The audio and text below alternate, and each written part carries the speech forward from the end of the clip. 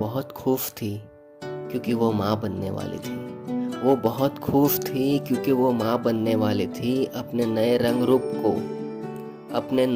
रूप को फिर से जन्म देने वाली थी। कुछ सपने सजाए थे उसने भी जो हर माँ सजाती है। कुछ सपने सजाए थे उसने भी जो हर माँ सजाती है। कल हो ना हो इसलिए वो अपने बच्चों को अपने पेट में ही लोरी सुनाती थी, क्योंकि उसे पता था यहाँ इंसान के रूप में जानवर भी है।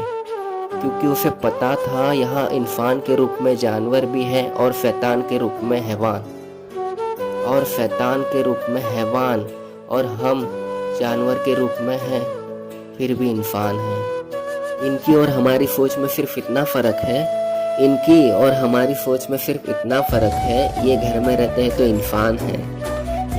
रहते हैं और हम जंगल में रहते हैं तो जानवर। और माँ के रूप में सिर्फ उनकी माँ ही उनके लिए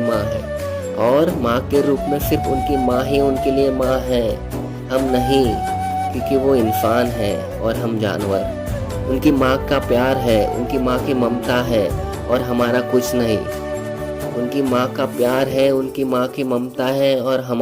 नहीं। क्योंकि हम जानवर हैं। पागल है ये इंसान जो माँ के प्यार को बांट रहा है। जैसे इंसान की माँ खाना खाती है वैसे ही मैं भी खाती हूँ। जैसे इंसान की माँ उसके बच्चों को 9 महीने अपने पेट में पालती है, वैसे ही हम जानवर भी अपने बच्चों को पेट में पालते हैं। फ़र्क सिर्फ इतना है जब वो माँ बनने वाली होती है तो उसका ध्यान रखने के लिए उसकी माँ भी आ जाती है। हर इंसान उसका ध्यान रखता है, हर इंसान उसे अच्छा खाना खिलाता है, क्योंकि उसका बच्चा तंदुरुस्त हो और उसमें कोई भी कमी ना हो। और हम जानवर माँ बनने वाली होती है तब ना हमारी माँ आती है और ना ही कोई हमारा ध्यान रखने आता है और ना ही कोई हमें खाना खिलाता है। हमें ढूंढ के कुछ भी खाना पड़ता है, चाहे फिर वो कचरा हो या घास, क्योंकि तुम्हारी माँ तुम्हें तंदुरुस्त बनाना चाहती है। वैसे ही हम भी चाहते हैं कि हमारे बच्चे भी तंदुरुस्त हो, उनमें भी कोई कमी ना रहे। मगर नसीब हमारे ख़राब है, भगवान ने हमें जानवर बनाया और तुम लोगों को इंसान के रूप में भी जानवर, जो इतना नहीं समझ सके कि मैं भी माँ बनने वाली हूँ, मैं भी किसी को जन्म देने वाली हूँ। मेरे भी दिल में ममता है, प्यार है, मेरी भी इच्छा है मेरे बच्चे को देखूँ, पोसूँ, पालूँ, बड़ा करूँ। मगर तुम इंसान क्यों करते हो ऐसा? इंसान होना तुम क्यों खिला देते हो हम जानवरों को कुछ भी? इतना पता नहीं चलता है तुम्हें? हमारी भी फैमिली है।